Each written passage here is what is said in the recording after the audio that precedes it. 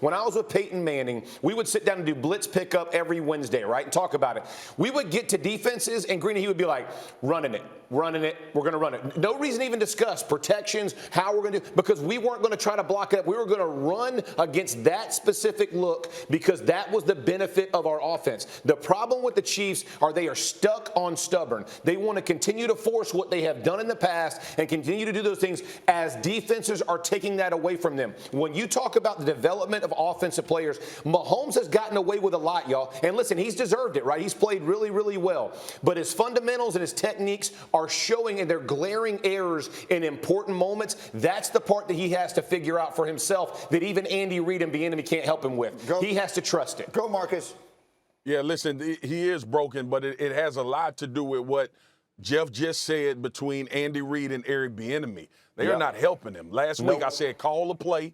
Call a run play and run the damn play. There is no option to change the play. There's no option to send it another way. Jeff Saturday, what happened to all the jet sweep motion? What happened to all of that with Tyreek Hill? The easy access things for Patrick Mahomes to get the ball into playmakers' hands. They ran one to Mecole Hardman. He went for like 15 yards. It still works. Like I've screamed about the run game, but let me go here. I want to remind everybody, okay? We look at the Kansas City Chiefs, and this is how I tap into the run game, especially with this team.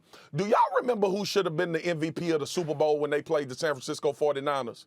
Do y'all remember that should have been the running back Williams in that game? That is what the Kansas City Chiefs used to get back in the Super Bowl. I just want to remind everybody, the run game is imperative when you are getting these type of things from defense to open it up. And listen, it ain't just Patrick Mahomes. Go search on Google the Buffalo Bills against the Jacksonville Jaguars, and you'll get an answer there as well. It's happening all over the place, and these teams are refusing to acknowledge it.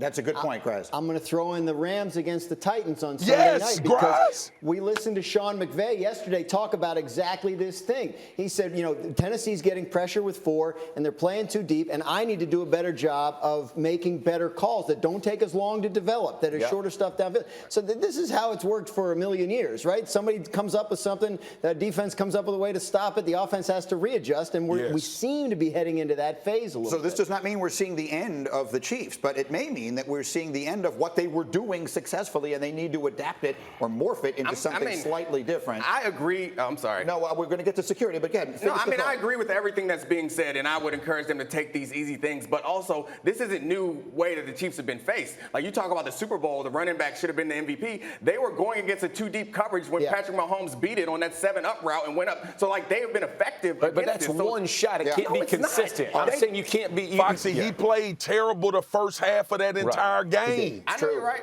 Okay. Well, and that's why they were coming from behind so much in all those playoffs. Okay. Thank you for watching ESPN on YouTube. For live streaming sports and premium content, subscribe to ESPN+.